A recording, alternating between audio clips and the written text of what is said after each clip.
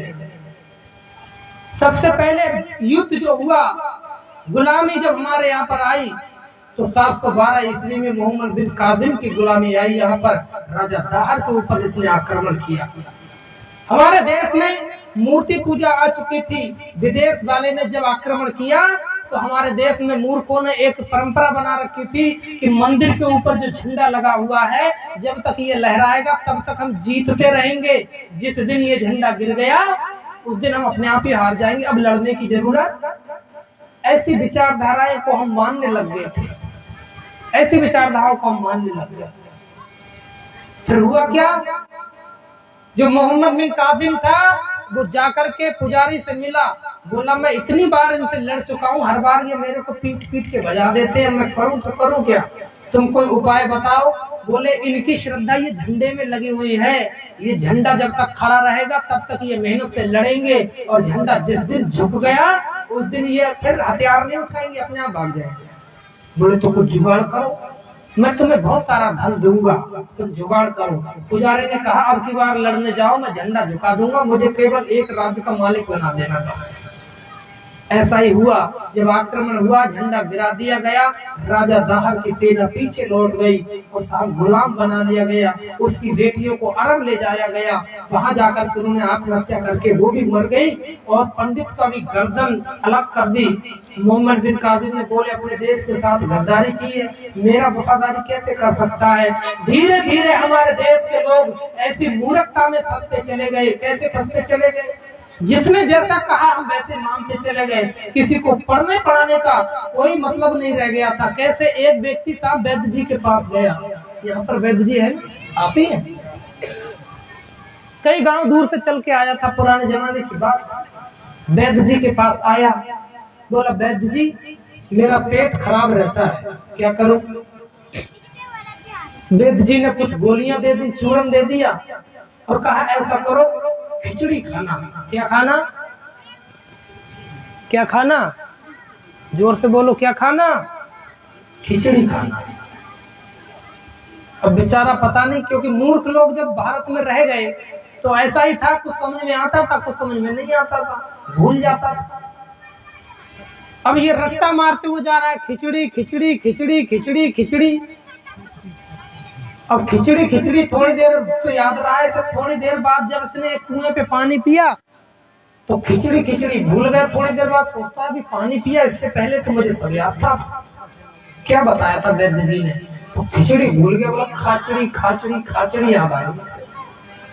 अब ये खाचड़ी खाचड़ी खाचड़ी खाचड़ी बोलते हुए जा रहा है। एक व्यक्ति अपने गेहूं रखा था, चिड़ियां बहुत ज्यादा लग रही थी गेहूं में, सुबह से शाम हो गई है। अब ये व्यक्ति बोलता हुआ जा रहा है खाचड़ी खाचड़ी खाचड़ी। ये व्यक्ति बड़े परेशान था, इतनी चिड़ियां खा रही हैं गेहूं को, ऊपर से ये और बोल रहा है खाचड़ी खाचड़ी। बोले चिड़ियों को तो बाद में उड़ाऊंगा, पहले इसकी जरा खैर खबर ले लूं मैं। इसकी खैर खबर ली गई और इस पर 3-4 तमाचे लगाए। बोले नालायक, सुबह से चिड़ियों को रखा रहा हूं, तू बोल रहा है खाचड़ी खाचड़ी, ये मत बोल। तो क्या बोलूं महाराज, बोले उड़चिड़ी उड़चिड़ी उड़चिड़ी, ऐसे बोल। अब ये आगे गया, उड़चिड़ी उड़चिड़ी उड़चिड़ी। जंगल में एक व्यक्ति चिड़ियों को पकड़ करके बाजार में बेचता था, वो पकड़ने के जुगाड़ में था, पूरा दिन भर हो गया था, जाल बिछाए रखा था, लेकिन कोई भी चिड़ी हाथ नहीं लगी थी। ये ऊपर से बोल रहा है उड़चिड़ी उड़चिड़ी उड़चिड़ी। बहेलिया का दिमाग खराब हुआ, बोला उड़चिड़ी उड़चिड़ी बोल रहा है, इधर को जरा मैं तुझे बताऊं उड़चिड़ी, सुबह से भूखा प्यासा बैठा हूँ तो उड़चिड़ी बोल रहा है। इसके 3-4 तमाचे लगाए। बोले नालायक, उड़चिड़ी मत बोल। तो क्या बोलूं, आवत जाओ फस फस जाओ, आवत जाओ फस फस जाओ। हर आदमी अपने मतलब की तो बोलेगा, अपने मतलब की बोलेगा कि नहीं बोलेगा। भारत देश में महाभारत के बाद हर व्यक्ति ने अपने मतलब की तो बोली। बोले ये मत बोलो, ऐसे चलो। बोला उड़ आवत जाओ फस फस जाओ। अब ये बोल रहा है आवत जाओ फस फस जाओ। गांव में पहुंचा, अगले गांव में अंधेरा हो चुका था, रात के 12 बज रहे हैं। चोर अपने जुगाड़ में लगे हुए थे कि चोरी कर ले। ये जोर से सड़क पर चीखते हुए जा रहा है आवत जाओ फस फस जाओ, आवत जाओ फस फस जाओ, आवत जाओ फस फस जाओ। चोरों ने कहा भाई साहब ये जुगाड़ बंद नहीं कीजिएगा, ये नहीं बदलेगा। ऐसा करो, चोरी तो बाद में करेंगे, 4-5 तो आ जाओ जरा। इसको पकड़ा, धय घूसे, धय लात, धय डंडे, इसकी सारी बुद्धि ठिकाने पे लगाई। बोले आवत जाओ, फस जाओ, ये मत बोल। तो क्या बोले? लावत जाओ, धर धर जाओ, लावत जाओ। चोर है तो क्या बोलेगा? अच्छा बताओ, ये बोलेगा ना जितना मांगे सब यहाँ धर जाओ, ला ला करके। अपने मतलब की बोल रहा है हर आदमी। लावत जाओ, धर धर जाओ। अब ये जा रहा है लावत जाओ, धर धर जाओ, लावत जाओ, धर धर जाओ। अगले गांव में बहुत बड़े राजा हुआ करते थे, उनके 20 साल बाद किसी गांव की मृत्यु हो गई, किसी व्यक्ति की मृत्यु हो गई, शमशान घाट की तरफ ले जा रहे हैं और ये बोल रहा है लावत जाओ, धर धर जाओ, लावत जाओ, धर धर जाओ। लोगों ने कहा नालायक, कोरोना अभी तो बीता है, इतने लोग मरे, अभी तुझे चैन नहीं पड़ा है। लावत जाओ, धर धर जाओ, लावत जाओ, धर धर जाओ। उन्होंने चिता तो नीचे रखी और सब लोगों ने इसने अच्छे खासी मलाई कर इसकी। बोले नालायक, ये बोल रहा है, इतना अशुभ बोल रहा है कि लावत जाओ, धर धर जाओ। तो बोले महाराज फिर क्या बोले? फिर क्या बोले? हम तो कुछ जानते नहीं। तो बोले ऐसा बोलो, ऐसा दिन कबो न हुए, ऐसा दिन कबो न हुए, ऐसा दिन कबो न हुए। अब इसके मन में ये आ गया, ऐसा दिन कबो न हो। अब धीरे धीरे चला, अगले गांव में पहुंचा। राजा के यहाँ 20 साल बाद किसी बच्चे ने जन्म लिया था। अब ये तो बोलते हुए जा रहा है, भूल ना जाए कहीं, ऐसा दिन कबो न होए। सेनापति ने पकड़ा, बोले 20 साल बाद हमारे राजा के घर में खुशी आई है, पूरे हम शहर में खुशी की लहर उठ रही है, तू कह रहा है ऐसा दिन कबो न होए। उसको पकड़ा और उसके खूब कोड़े लगाए गए। बोले नालायक, ऐसा मत बोल, ऐसा बोल, ऐसा दिन नित नित होए, ऐसा दिन नित नित होए, ऐसा दिन नित नित होए। अब ये व्यक्ति बोलने लग गया, ऐसा दिन नित नित होए, ऐसा दिन नित नित होए। अगले गांव में जाकर के देखा तो पूरे गांव में आग लग गई थी। अब जाकर के देखा तो ये बोल रहा है ऐसा दिन नित नित होए। गांव वाले ने सोचा, एक अगर बार आग लग जाए पूरे गांव में, पूरा गांव तबाह हो जाता है। और ये कहता मेरे गांव में रोज आग लगे, ऐसा दिन नित नित होए, रोज रोज ऐसा दिन हो जाए। गांव वालों ने आग तो बाद में बुझाई, पहले इसके दिमाग की आग ठंडी करी। बोले नालायक, ऐसे बोलता है ऐसा दिन कभी ना होए। तो बोले महाराज फिर क्या करें? बोले बिल्कुल चुप, कुछ मत बोल। अब ये कुछ नहीं बोल रहा है। आज के भारत वाले भी लोग कुछ भी किसी को बता दे। बोले साहब एक मच्छर धेली मिठाई की लेकर के उड़ गया। बोले सब कुछ कुछ बोलना ही नहीं, चुप, कभी कुछ नहीं बोलना। जो कुछ बोल दे सामने वाला बस वही मान लो। कान में कर दी कुर, तुम चेला मैं गुर। बोले सब कुछ हमारे देश में ऐसे ऐसे पाखंड बढ़े। बोले महाराज कृपा नहीं हो रही है। बोले बताओ समोसा कब खाया था? बोले समोसा तो 1 हफ्ते पहले खाया था। बोले कौन सी चटनी से खाया था? बोले लाल चटनी से खाया था। बोले हरी चटनी से खाओ, कृपा बरस जाएगी। अभी इसमें दिमाग नहीं है क्योंकि बोलना ही नहीं है। महाभारत के बाद लोगों ने ऐसी इनकी बोलती बंद की कि आज जितने भी हिंदू लोग हैं, इनको कितना भी कोई पढ़ाता रहे, ये बोलते नहीं है। जैसा जिसने कहा वैसा ही मान लेते हैं, वैसा ही मान लेते हैं। एक गुरुजी ने कहा गुरुजी कृपा नहीं बरस रही। गुरुजी के पास गया, बोला अच्छा कृपा नहीं बरस रही, तो ये बताओ तुम्हारी पत्नी है? बोला हाँ महाराज पत्नी तो है। अच्छा पत्नी के भोजन की कभी तारीफ की तुमने? जब पत्नी भोजन बनाती है, ये माताएं जब भोजन बनाती हैं तो तुम भोजन कर लेते हो, कभी इनके भोजन की तारीफ की है तुमने? बोले ना महाराज ये तो कभी तारीफ नहीं की। बोला ऐसा करना, आज जाना और आज तारीफ ही करना, खूब जम के तारीफ करना। अगले दिन से तुम्हारे घर में पैसों की बरसात हो जाएगी, खूब कृपा बरसेगी तुम्हारे ऊपर, धन दौलत से भरपूर हो जाओगे। अब ये व्यक्ति गया रसोई में, सीधे गया रसोई में जाकर के देखता है, रसोई में जाकर के देखता है कुछ पराठे बने हुए हैं, हरे धनिया की चटनी भी है, अचार भी रखा हुआ है। पत्नी तो बेड पर लेटी हुई थी। ये गया सीधे रसोई में जाकर के पराठे लेता है, चटनी लेता है, अचार लेता है और परोस करके खाता है। एक ही टुकड़ा खाया था, शायद पेट में धीरे से पहुंचा भी नहीं होगा। और खाते खाओ हो आज इतना अच्छा भोजन बना है, देवी जी कि धरती पर इतना अच्छा पराठा आज तक मैंने खाया नहीं कभी। पूरा जीवन हो गया मैं इतने होटलों पर गया दिल्ली, लेकिन मैंने इतना अच्छा पराठा नहीं खाया। तुमने इतने दिन से तुम भोजन बनाती हो, लेकिन आज जो पराठा बनाया है, गुरुजी ने बोल दिया था ना खूब तारीफ कर। अब ये तारीफ करने पे लगा हुआ है। आज जो पराठा बना है ऐसा पराठा तुमने कभी नहीं बनाया। इतना सुंदर चटनी और अचार और पराठा बहुत सुंदर बना है देवी जी, बहुत सुंदर। पत्नी थोड़ी बीमार थी, पत्नी उठी और सीधे रसोई में गई और चिमटा उठा करके लाई।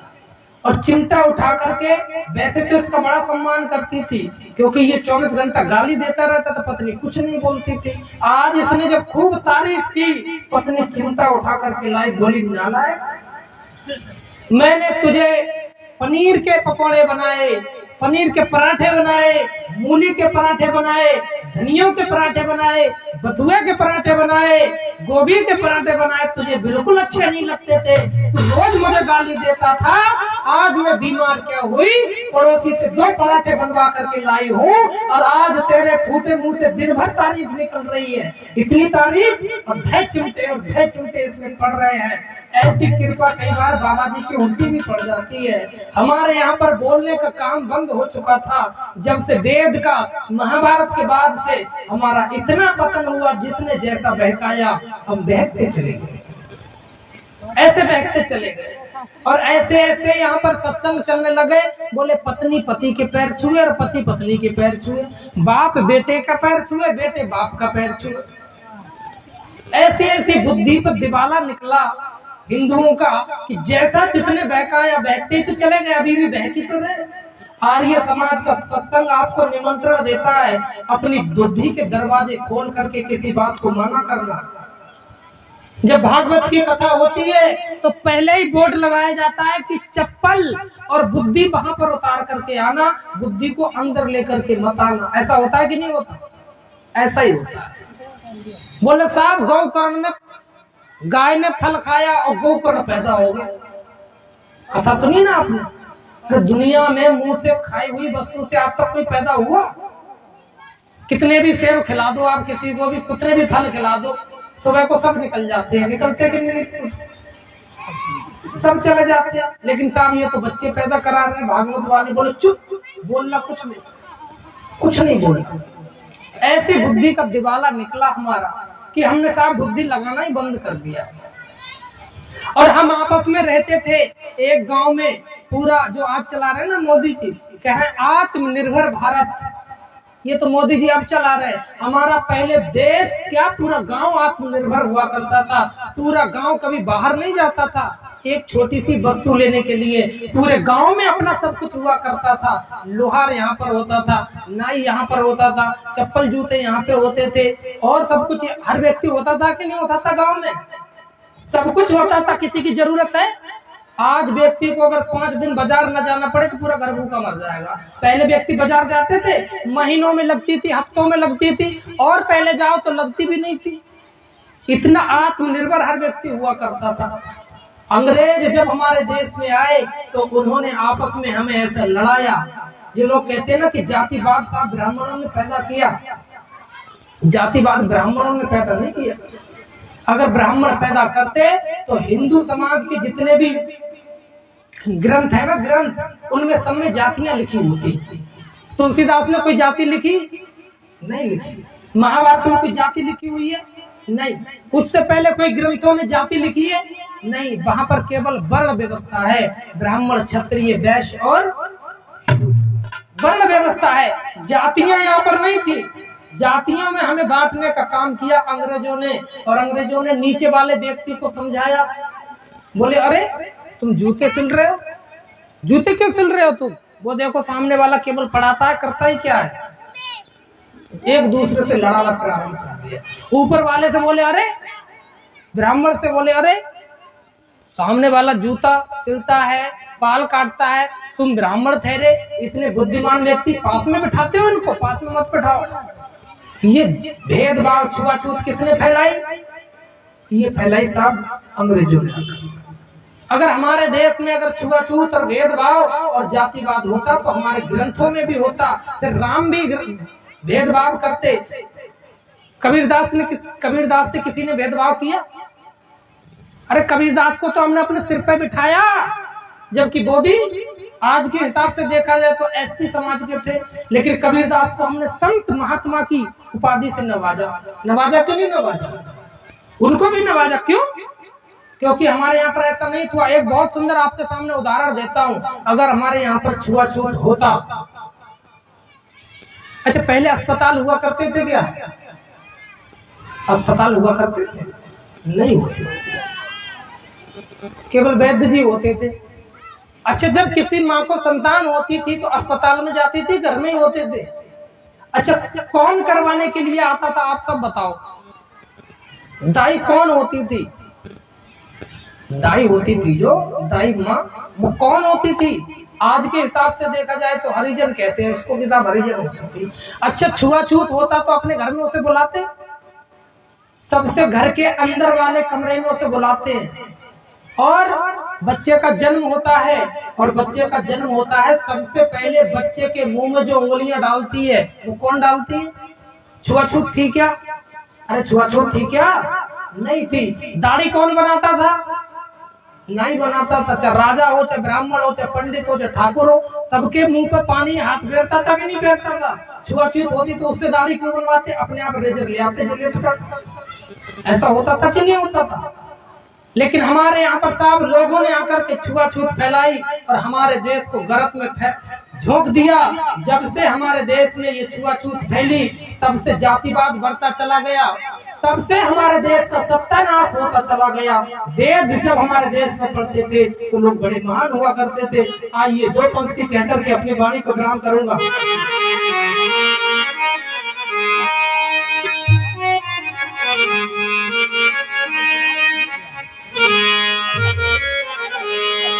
हम तुम सारे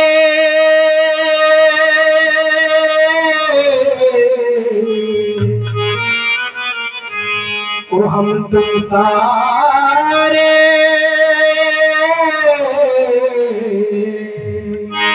एक है फिर कैसी अनबन, बनो भाई भाई दुश्मन, निकालो आओ ये उलझन।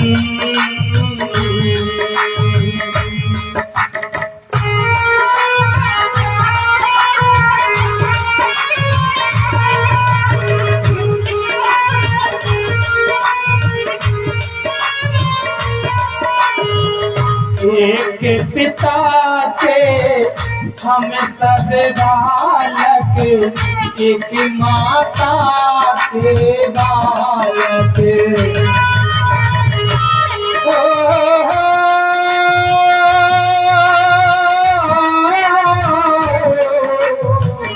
एक पिता के पुत्र हैं हम सब, एक माता के बालक।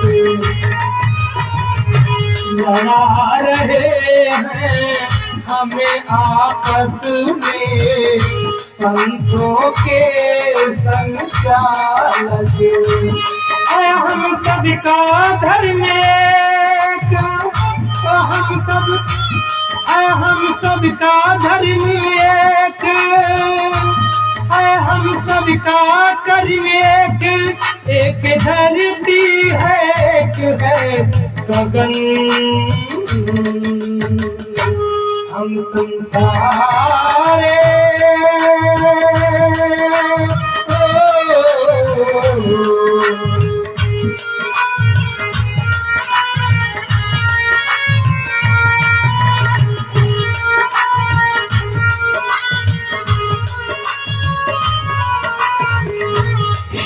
सोने की परख की खातिर, जैसे हो उत्तम कसौटी, परख और युक्ति से पर को बात बड़ी और छोटी। सत्य असत्य और विवेक किए बिना ही यह गा देना ना सत्य वचन हो।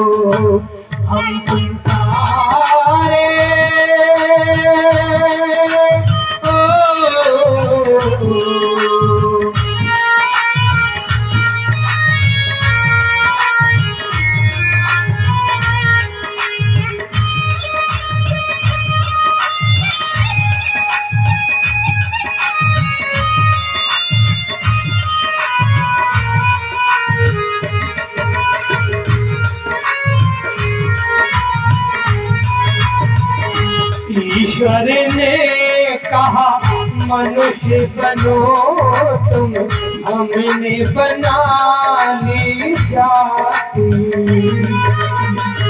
ऊंच नीच और घड़ा देश में बन बैठे उत्पाती। आ लग जाओ गले,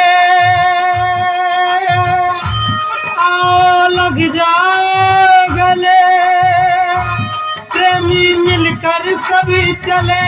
आओ लग जाओ गले, प्रेमी मिलकर सभी चले। लक्ष्य पूर्ति की लेकर लगन को हम तुम सारे,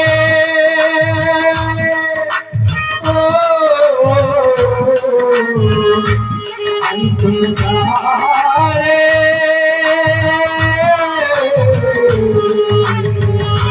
एक है फिर कैसी अनबन, बनो भाई भाई दुश्मन। एक है फिर कैसी अनबन, बने भाई भाई दुश्मन। निकालो आओ ये उलझन, हम तुम सारे, हम तुम सारे, हम तुम सारे।